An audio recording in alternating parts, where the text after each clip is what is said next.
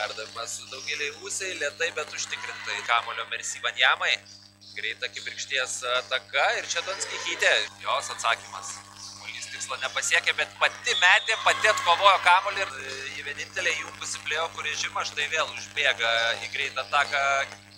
Vagia kamuolį iš Drakšaitės. Ir nors pati nepataiko, reguliariojo sezono rezultatas. Ištiksėjusių atakos laikų. Čia visiškai laisva Zabotkaitė. Naitė. Ir čia atidaro kairę ranką. Ir berods visi 8 taškai yra Aleksievo šiame kėlinyje ir dar ir 10. 9-12, bet pirmoje rungtynių dalyje buvo prarasta per daug. Ir šiame mače, čia 2 sekundės iki ketvirčio pabaigos, Pulins 3 taškai. Jeigu kalbėdami apie Danielę Paunksnytę ir Michalko turi jau 9 atkovotus kamuolius puolime,